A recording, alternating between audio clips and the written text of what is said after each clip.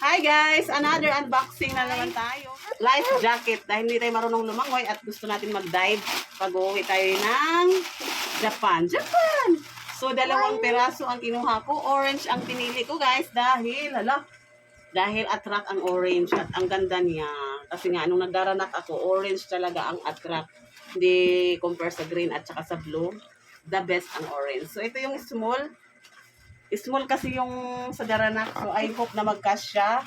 Ang ganda guys, ang gaan. Ma, parang sa akin. Oh my God. So, iti-test natin to guys. Isusukat pala, iti-test talaga. Ma, parang sa akin. Parang hindi kasya. Dapat isang medium at isang short. Oh my God. Ew. Parang medium ako guys. O, pasakto lang. So, Not you. ay, sakto lang ang short. Small, I mean. So, 3. Not you. My God. Ma, Ano naman. Kasi bago, virgin pa siya, kaya medyo masikip konti. So, okay lang naman siya, guys. Tapos, meron siyang, ano to, pito? Akala ko pito. Ay lang tayo. Yan, siklo siya. parang ka sa akin. I'm not just for me.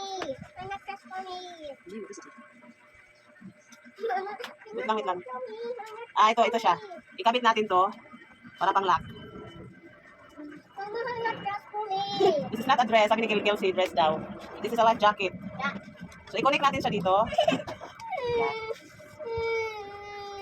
So, alam niyo na guys, ito at saka ito i-connect. Na ano kasi yan? Parang ganyan kasi yan. Pala to dito guys. So, sakto lang din sa akin ang small. Kasi ma-adjust to. Oh. Sakto lang. Tapos sa kids ko, ayan si Kelsey. Uy, ang ganda. Pito din po ni siya. O, pito. Maganda, grabe. Ang gaan. At saka yung small kasya din talaga sa akin kasi adjust. So, isang size lang po kami, which is small. Thank you for watching. Amping Kanunay.